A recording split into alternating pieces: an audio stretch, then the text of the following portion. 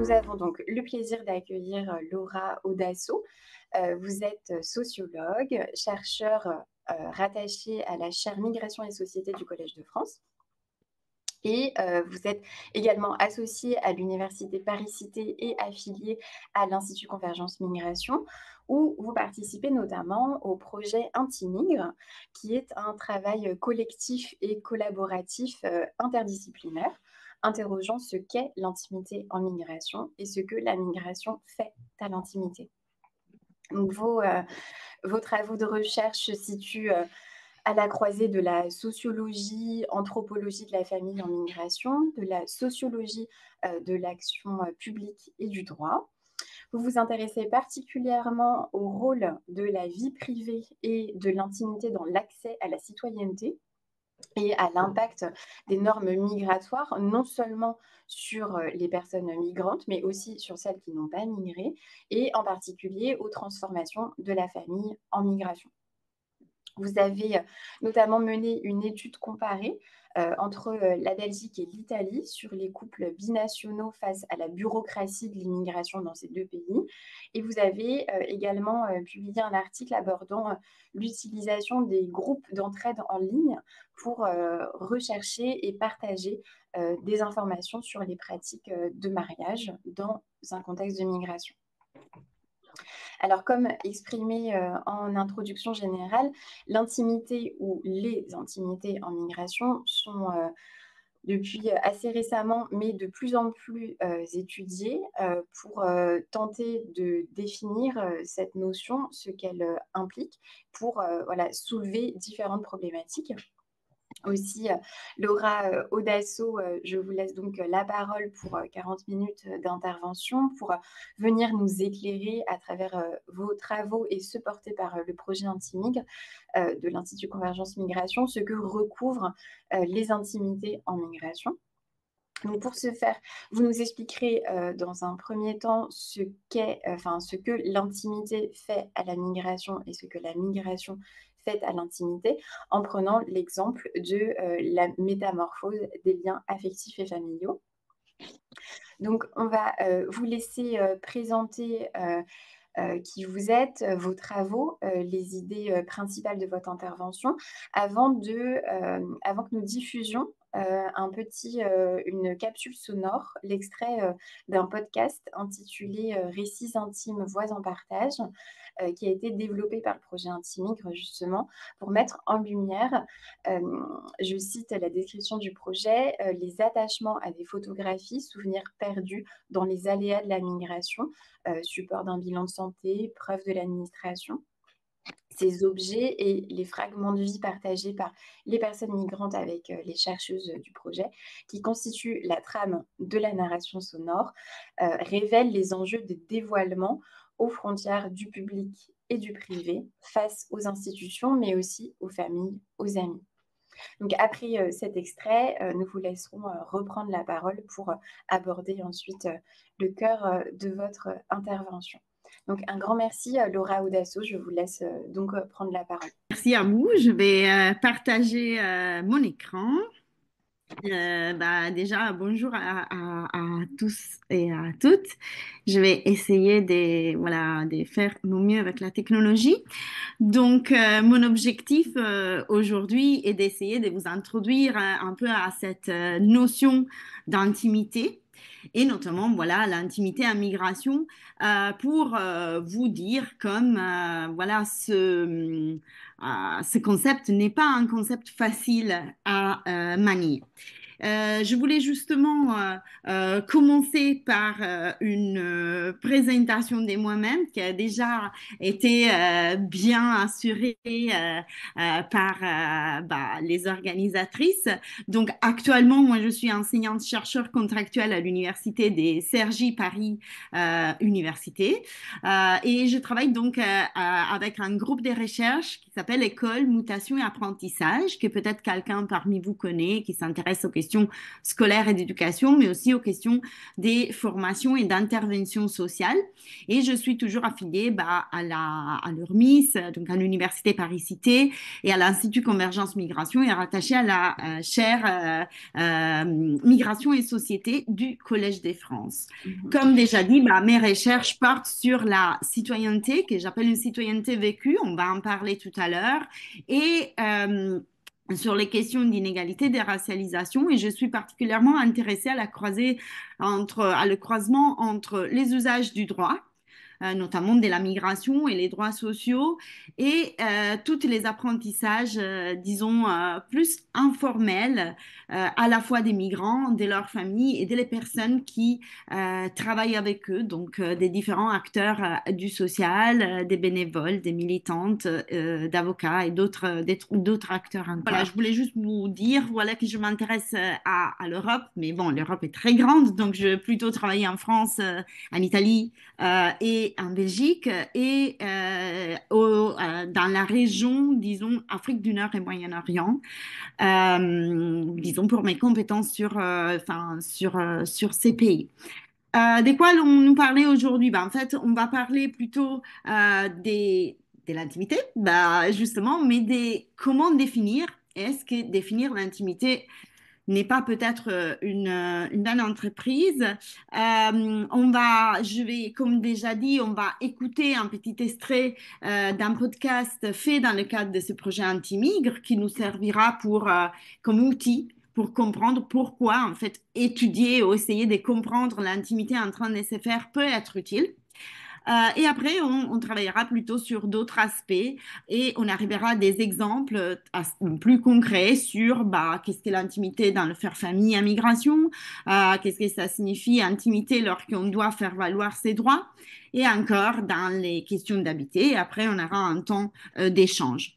Je vous ai affiché la petite description du podcast qu'on avait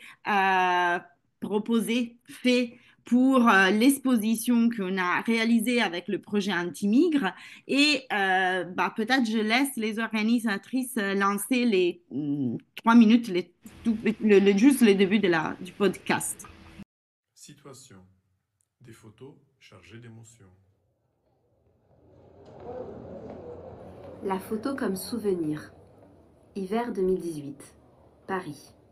Au centre de premier accueil, Hakim, un demandeur d'asile afghan, me raconte que quelqu'un lui a volé son téléphone portable avec toutes les photos de sa mère.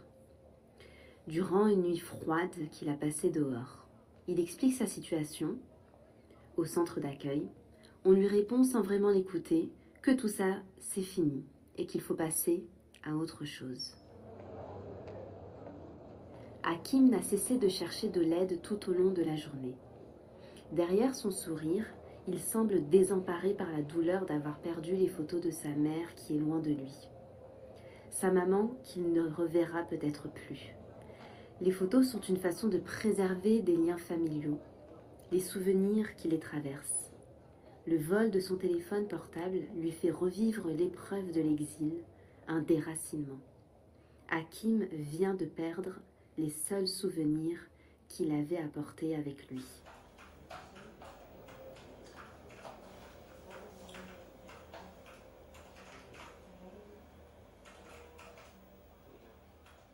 La photo comme preuve pour l'administration. Printemps 2017, Strasbourg. Ahmed, marocain, et Maë, française, sont en couple depuis 3 ans. Ils me disent avoir des photos de leur relation partout, dans leur téléphone, dans leur dossier administratif et à la maison aussi.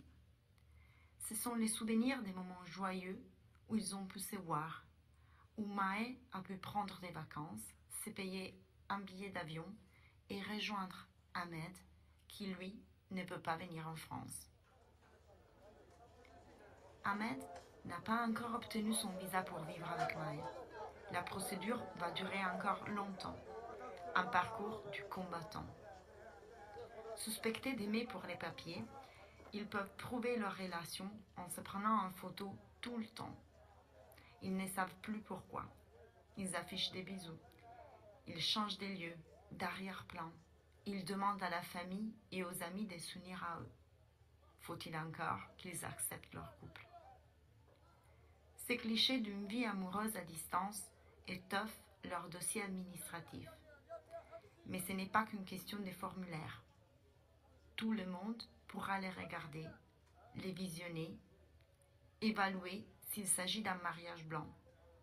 Au consulat, à la mairie, même à la police, et encore les avocats. Tous ont leur mot à dire. Des photos des mises en scène, des photos d'espoir, celui d'arrêter d'en prendre pour vivre le moment présent ensemble. L'administration de l'immigration est impitoyable quand un couple binational n'est pas considéré crédible.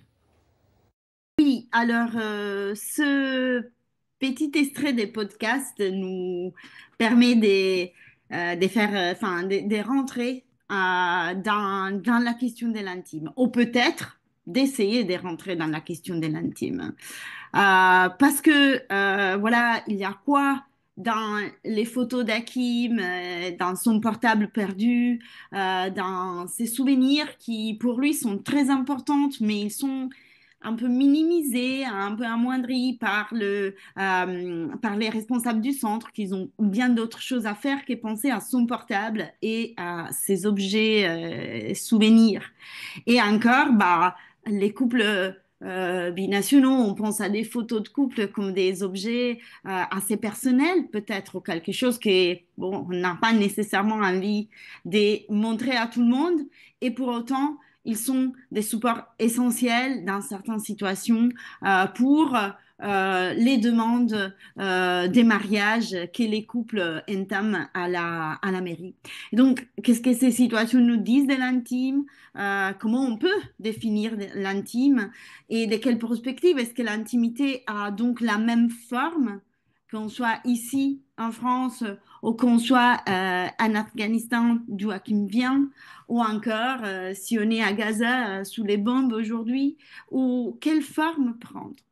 Donc les réflexions plus théoriques, disons philosophiques, sur lesquelles on peut, enfin, desquelles on va partir, bah, ils nous disent qu'en fait, l'intimité bah, dérive de ce terme latin intimus, qui implique ce qui est le plus en dedans, le plus intérieur. Quelque chose de superlatif qui petit à petit, avec le temps, a associé, disons, la sémantique de la profondeur, de la confiance, de l'être à part, dans un espace parfois secret. Neuberger nous dit justement, bah, en fait, la question de l'intime relève de la mise à distance d'autrui, de ces autres qui en fait ne participent pas à un jeu ou à nous qui sera un territoire de l'intime spécifique qui a été créé par une série d'actions, par une série d'actes, comme on verra, c'est aussi d'actes de communication et d'actes communicatifs. En fait, c'est qu'on associe souvent à la question de l'intime, mais aussi la question de la proximité, de relation de proximité, notamment associée à la dimension de la confiance. On ne se dit pas intime avec tout le monde. Il y a quelque chose de l'ordre bah, effectivement, de la confiance.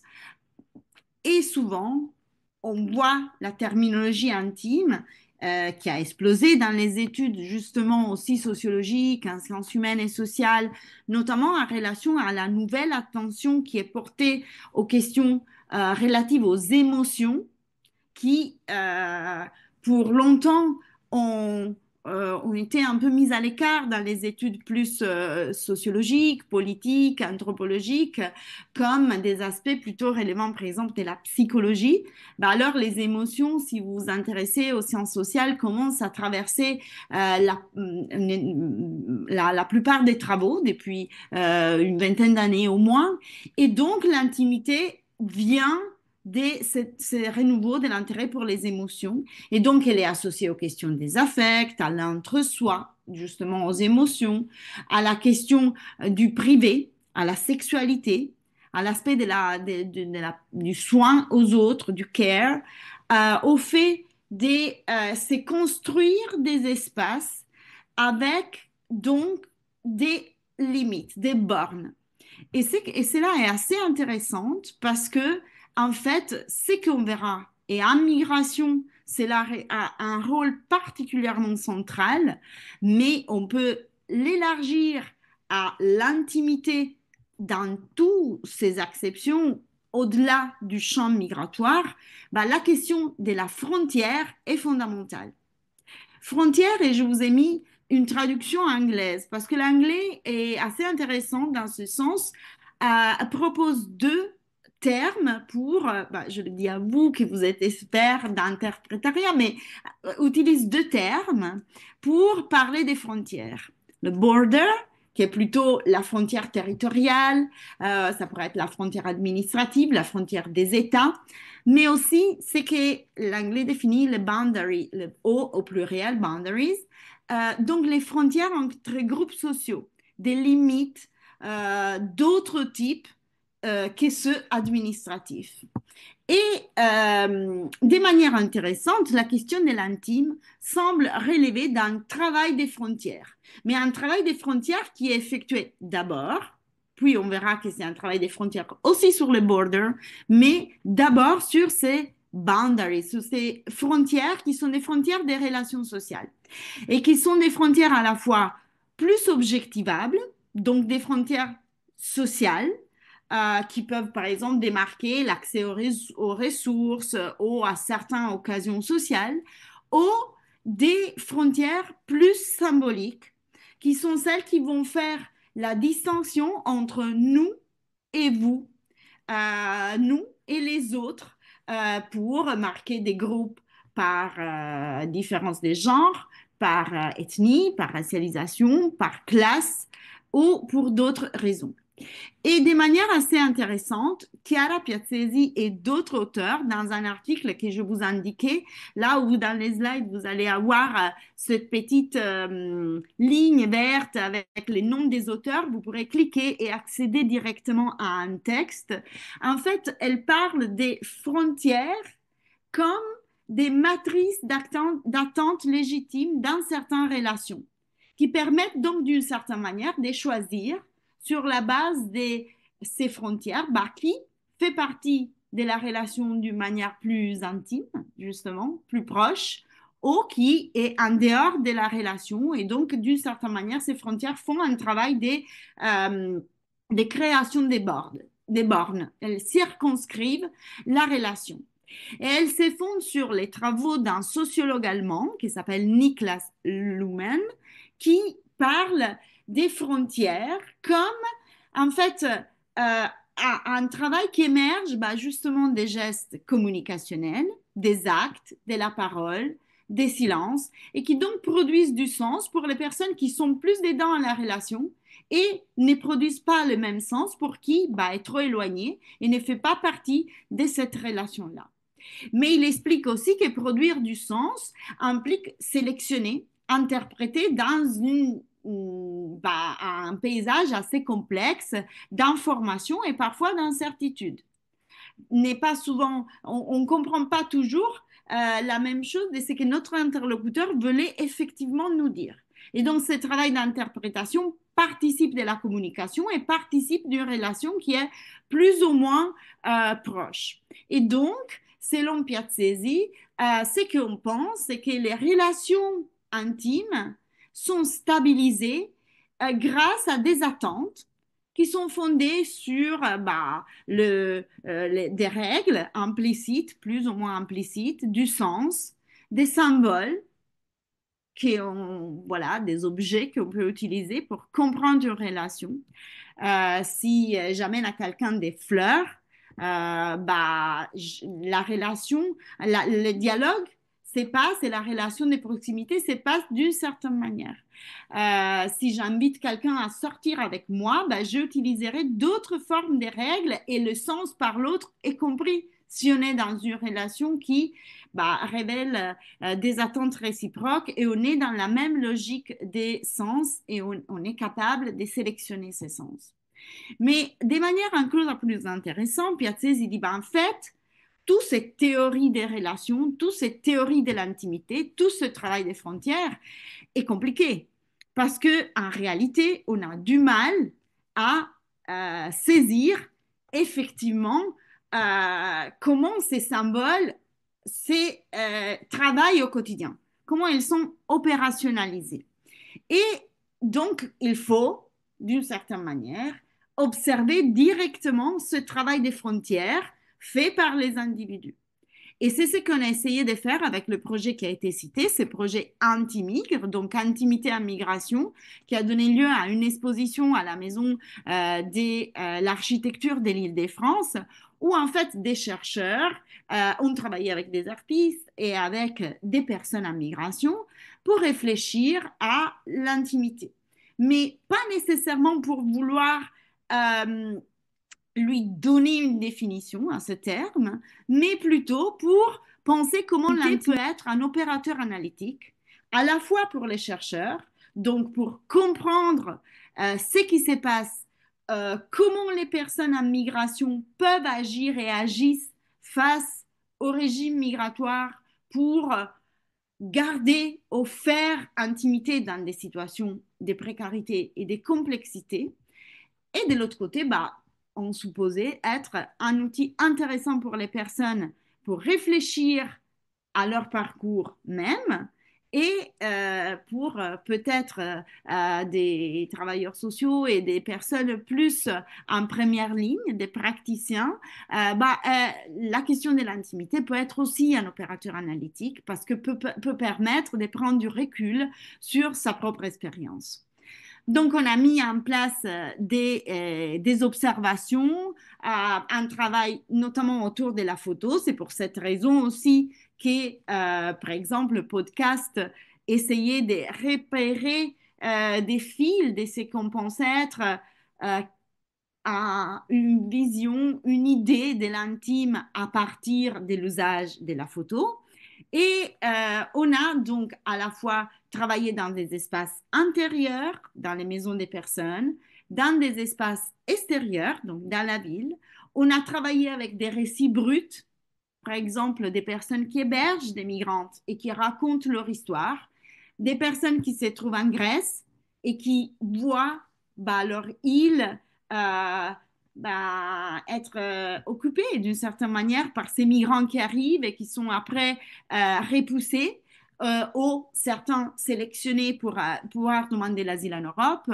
Et encore, un travail avait été fait autour de la vidéo sur le parcours d'un artiste.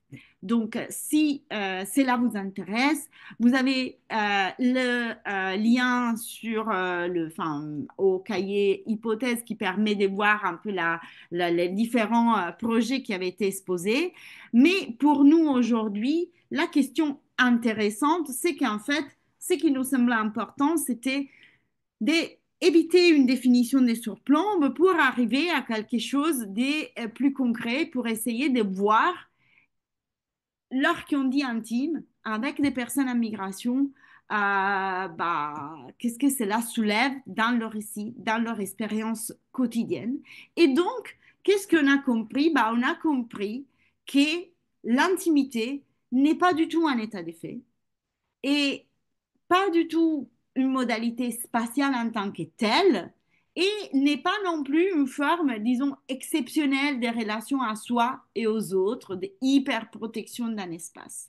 Donc, contrairement à ce sens commun, ce qu'on a mis en évidence, c'est cette nature interactionnelle de l'intimité qui prend une forme dans les discours, dans les négociations, dans les actions aussi politiques et dans les choix ordinaires des personnes. Bien évidemment, tout en restant lié à une forme d'intimité, l'idée d'intimité, d'intériorité, l'idée est de concevoir l'intimité comme une condition relationnelle. On a utilisé un terme très compliqué, déterminée, déterminante. Pour simplifier cette idée, en fait, l'intimité à la fois cause de certains choix des acteurs, de certaines choses que les acteurs désirent faire, et de l'autre côté peut être aussi la conséquence de leur dynamique d'action. Et donc, c'est cette dynamicité de l'intimité qui la rend à la fois intéressante et aussi difficile à saisir et à manier. C'est là pour les chercheurs, mais elle est aussi pour les personnes qui, en fait, accompagnent les personnes en migration. Parce que si l'intimité est si fluide, comment on peut travailler avec des personnes tout en respectant leur espace intime et leur monde intime? Comment pas imposer notre vision de l'intimité? Et ce qu'on comprend quand même, c'est que dans cette dynamicité et dynamique de l'intimité, bah, on a à regarder l'impact des normes sociales, mais aussi des normes institutionnelles. On l'a entendu avec l'histoire des couples binationaux. La loi ne prévoit pas nécessairement de mettre des photos dans les dossiers administratifs, mais dans la pratique, bah, ça se fait. Est devenu une espèce d'injonction par les bas de l'administration. Et du coup, est devenu une espèce de norme implicite, simile-institutionnelle. Mais l'intimité est façonnée aussi par des dynamiques relationnelles, selon qui je suis en train de parler, à qui je raconte mon histoire, à qui je demande quelque chose, à qui je veux me dévoiler un peu plus ou un peu moins, et aussi est marquée, bien évidemment, par les dispositions des individus eux-mêmes et par leur volonté d'être soi, dans le sens par les attentes et la manière de voir leur avenir. Et bien évidemment, de capitaliser quelque chose de leur passé. L'autre chose qui nous semblait intéressant de mettre en valeur, c'est que justement l'intimité est instable.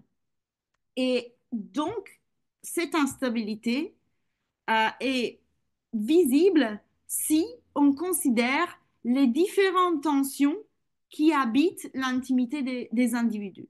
Cela est valable pour les migrants. Bien sûr, on est en train de parler des migrations. Mais si on y pense un peu, ben, est valable pour nous aussi.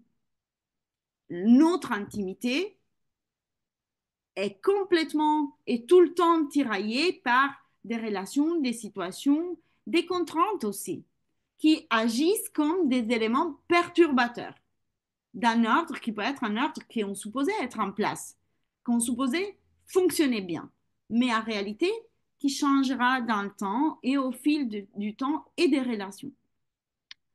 Et ces tensions, ces différentes contraintes qui habitent les individus et leur contexte, bah, agissent aussi comme des ressources. Bien évidemment, on peut voir les contraintes comme des éléments perturbateurs qui bloquent les individus, comme, entre guillemets, des éléments plutôt négatifs. Bien évidemment, passez-moi le terme entre guillemets, parce que pas trop sociologique, sans doute. Mais de l'autre côté, ces éléments perturbateurs peuvent être aussi des déclencheurs d'action. La contrainte peut être une ressource et ouvrir des nouvelles manières de se penser, l'agir, voire aussi de résister, par exemple, face à certaines politiques migratoires. Et donc, l'idée, c'est que intimité et tension vont ensemble et que la tension est quand même une condition même de l'existence de l'intime. Or, apprendre les intimes aussi, l'intimité au prisme des tensions implique d'une part souligner la nature politique de l'intime. Penser dans certains contextes. Comment je peux faire intimité? Comment je peux garder mon intimité si je suis dans un pays qui est en guerre? Comment je peux garder mon intimité si en fait, lorsque je suis en couple binational, j'ai besoin de dévoiler le plus possible à l'administration de moi-même, de ma relation, de ma famille, de ce que je fais au quotidien pour maximiser mes chances d'obtenir un mariage et peut-être plus tard un titre de séjour. Donc, on voit que bien évidemment, l'intimité a une vision, a un aspect très politique. Et encore, bah, qu'en fait, il y a cette possibilité, par une lecture au prisme des tensions, de réinterroger des visions dominantes et normatives de ce qui est privé et public. Est-ce que si je pose à vous une question qui est souvent posée à certains couples binationaux en Belgique ou bon, en France aussi peut-être, concernant les relations sexuelles à l'intérieur du couple, ou encore le fait de poser une question directe à une femme qui demande un mariage avec une personne étrangère qui vient d'un pays tiers, donc qui a besoin d'un visa pour entrer en Europe, est-ce qu'elle prend la pilule? Est-ce que tout le monde perçoit cette question à la même manière? Est-ce qu'elle est une certaine... Quelle est la vision du privé et du public là-dedans?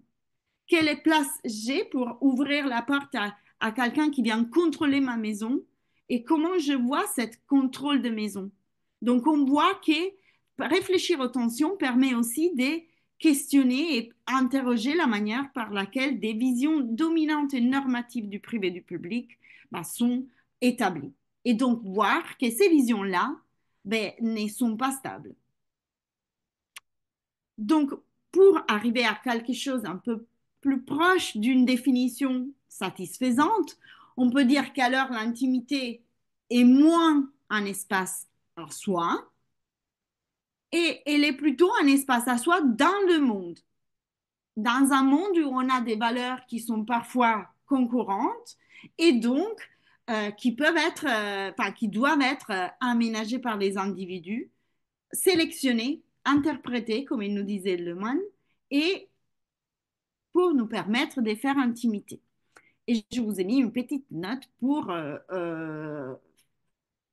comme rappel sociologique de qu'est-ce qu'est en fait une valeur, donc un peu l'idée qu'une valeur constitue un idéal pour les membres d'une société qui guide en fait les bonnes manières de penser, d'être et d'agir.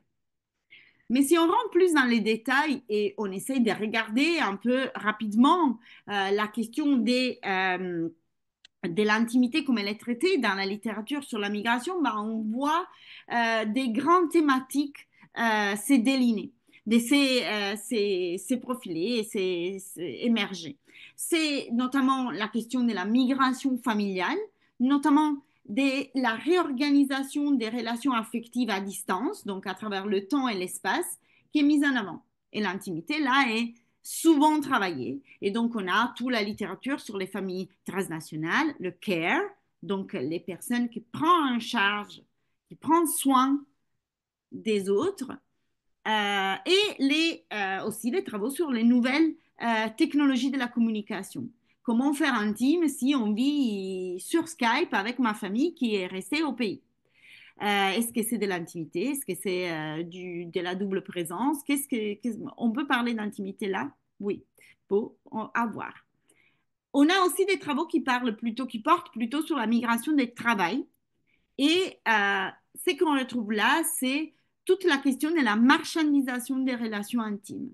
Donc, de ce qu'on appelle les arrangements économico-sexuels, les questions de prostitution ou d'autres formes des relations au corps dans la migration. Après, on a ce qu'on appelle la police des intimités. Police repris dans la même logique qu'utilise Jacques Danzelot. Je pense que vous connaissez son ouvrage La police des familles. Je vous invite à la lire si vous ne la connaissez pas, mais donc de comment différents acteurs en fait contrôlent le faire famille. Là, je vous ai mis les liens affectifs, notamment pour ce qui concerne la migration, pour entrer dans la nation. Donc, pour accéder à un titre de séjour, plus tard à la nationalité et à d'autres droits qui peuvent être, c'est décline en cascade de ces droits au séjour et à la nationalité. Et après, un autre pan des travaux porte plutôt sur les habitats précaires et ou les habitats en institution. Et donc, ils approchent la relation à soi, à l'espace, aux autres, aux travailleurs sociaux, par exemple, les questions des genres, et encore d'autres questions liées aux souvenirs, à l'attente et au temps. Ce qui est commun à toute la littérature sur l'intimité en migration, c'est le fait que l'intimité est, dans cette situation, très marquée par sa dimension politique. Donc l'intimité est, dans ce sens-là, une question d'État. Et on va voir un peu plus dans les détails ce que cela recouvre. Par exemple, dans la question de la migration familiale, mais cela peut être élargi à d'autres formes d'immigration. Je vous ai repris une citation d'un chapitre des Bonjour, des Saskia Bonjour et Laura Clayton, qui aborde effectivement la question de la migration familiale. Mais cette citation, vous comprendrez assez rapidement qu'elle peut être élargie à d'autres domaines de la migration. Je l'ai traduite de l'anglais, donc voilà, il y a peut-être des aspects un peu tâtonnants, mais la littérature sur les politiques migratoires, dit la citation familiale dans ce cas, a mis en avant la relation entre les politiques d'appartenance ou de l'appartenance et les politiques d'intimité. Et donc, elle montre que la définition des identités collectives, de qui nous sommes et qui est l'autre, implique inévitablement des questions de genre, des questions des normes familiales. Et donc, cela veut dire des conceptions de ce que devraient être les rôles des hommes et des femmes, la place du mariage, de la parentalité et de la famille. Donc, il faut déjà et tout d'abord faire une petite parenthèse. Qu'est-ce que la politique d'appartenance? En anglais, on utilise le terme, c'est Mira Yuval Davis qui a choisi ce terme de politics of belonging pour faire la distinction entre politics of belonging et belonging. Donc, l'effet d'appartenir, le belonging, d'être chez soi, de se sentir bien, d'avoir ce sens d'appartenance. Et de l'autre côté, les politiques qui travaillent ce sens d'appartenance. Et donc, des politiques qui sont plutôt des projets spécifiques qui explicitent comment, par exemple, les personnes qui arrivent, donc les nouveaux venus, mais aussi les migrants qui sont déjà là, voir ce qu'ils sont déjà des nationaux, bah, comment ces individus-là doivent se comporter, comment peuvent vivre et au mieux pour adhérer aux valeurs de la société où ils sont arrivés, où ils se sont installés.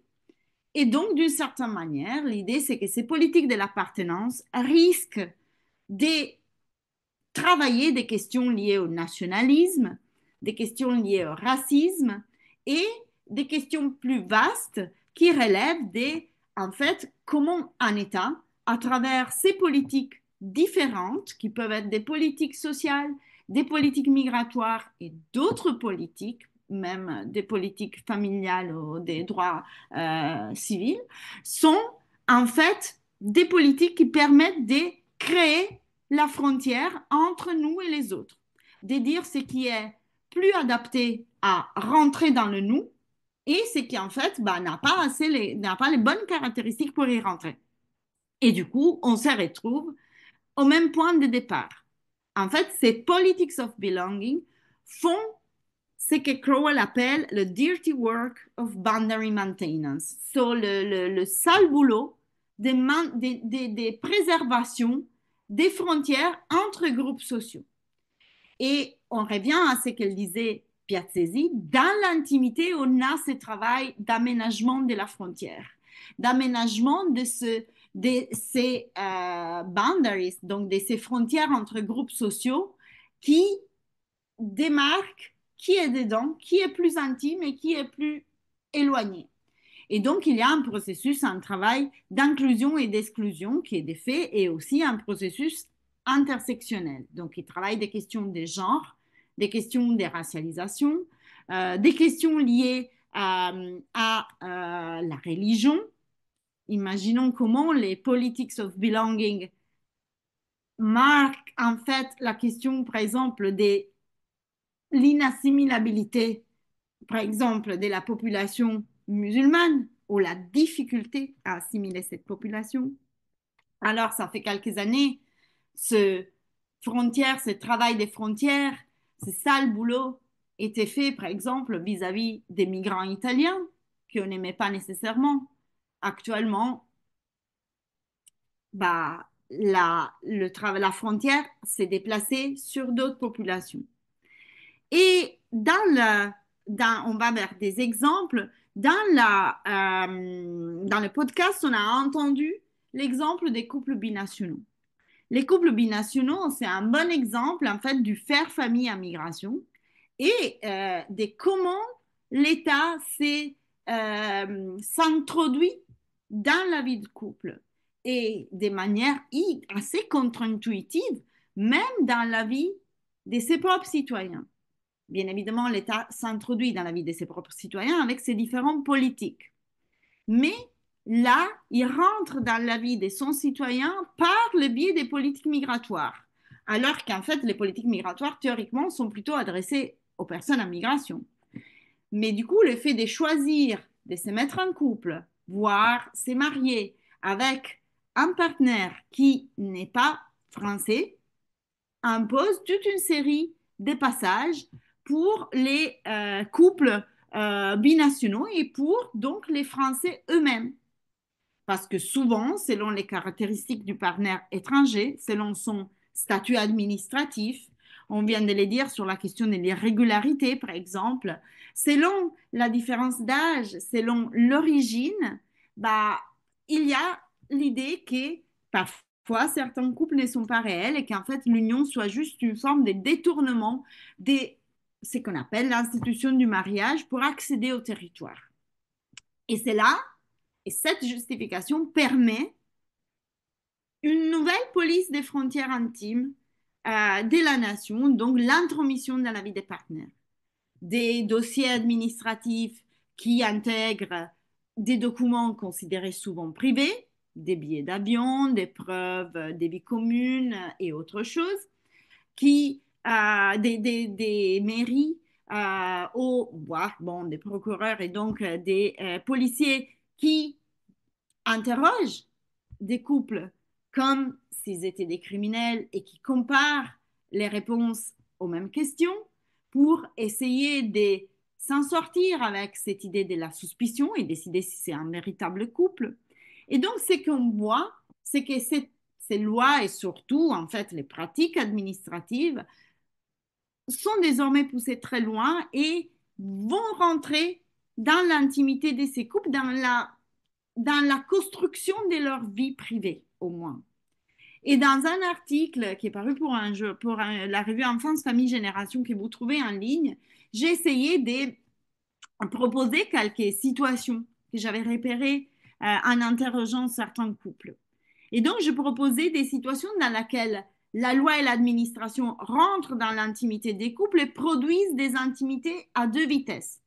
Tout d'abord, le fait que souvent, les couples binationaux doivent se marier. Et c'est souvent le partenaire national qui veut se marier. Et donc, on a des situations où les personnes ne sont pas sur le même pied d'égalité face à le choix de se marier et après face à l'administration. On produit des couples qui sont plus résilientes. Donc, des couples qui, en fait, sont renforcés par ces difficultés administratives et qui, pour vivre ensemble, font l'impossible. Je ne sais pas si quelqu'un a entendu récemment tous les débats autour du mariage d'Eva et Mustapha à Béziers, mariage qui avait été interdit par le maire de la ville de Béziers. Or, le couple garde la force de rester ensemble et de lutter contre cette interdiction depuis nombreux mois. Et voilà, cela fait d'eux un couple résilient. On a des couples en échange, donc des situations dans lesquelles, oui, il y a connaissance du fait qu'en fait, c'est utile de se marier. Et donc, il y a cet échange, mais un échange accordé. Et en fait, il y a aussi des situations dans lesquelles la loi et la pratique sont tellement pénibles que les couples explosent. Et donc, ils ne peuvent pas aller, qu'ils décident de se séparer. Parce que c'est quand même pénible et difficile d'avoir son existence affective théoriquement très privée, très intime, travaillée et toujours envahie par la loi et par les politiques. Mhm. Ma conclusion, Laura Audasso, pardon, excusez-moi, est-ce que vous pourriez vous rapprocher de la conclusion? On vous laisse encore oui, 5 bien petites sûr. minutes, s'il vous plaît. Merci beaucoup. Alors, on a donc vu comment, dans le cas du faire famille, on a du coup un brouillage des frontières entre privé et public. Et j'avais proposé le fait que dans certains cas, ce brouillage des frontières produit des formes de citoyenneté intime. Donc, comme on a dit, les tensions qui habitent l'intimité peuvent produire des ressources. Et donc, d'une certaine manière, le terme citoyenneté intime nous permet de montrer que dans ces questions d'ordre intime, lorsqu'il y a des perturbations, lorsqu'il y a des contraintes, les individus peuvent avoir leur mot à dire et donc peuvent revendiquer des droits sur la base de leur vie intime. Et donc faire de la citoyenneté non pas quelque chose de simplement de l'ordre des droits et des devoirs, mais faire de la citoyenneté quelque chose de pratique et d'incarné. Je pense à toutes les mobilisations pour les droits.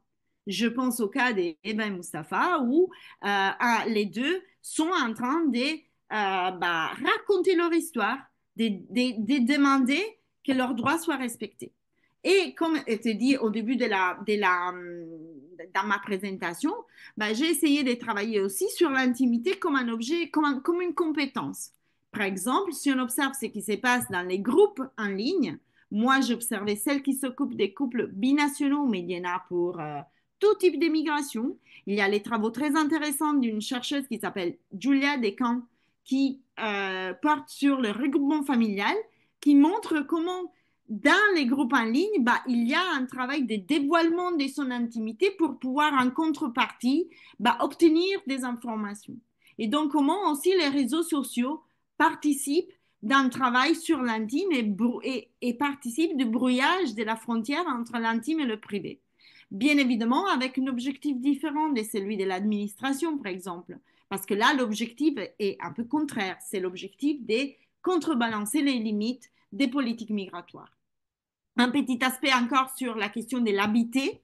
Et je vous laisserai découvrir bientôt ce numéro de la revue Sociologie qui va apparaître, qui a pas mal d'articles sur la question de l'habité et donc de comment, dans l'habité des personnes en exil, par exemple, parfois l'intimité ne semble pas être respectée à l'intérieur des lieux où les personnes habitent. Ou les personnes ne trouvent pas leur intimité dans ces espaces.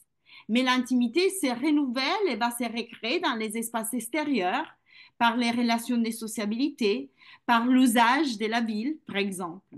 Et encore, un article assez intéressant sur les travailleurs sociaux qui interviennent au plus près des foyers précarisés, où en fait les travailleurs même se rendent compte que leur vision de l'intimité ne fonctionne pas avec celle qui est la vision de l'intimité des personnes qui habitent ces foyers et qui vivent dans ces familles précaires.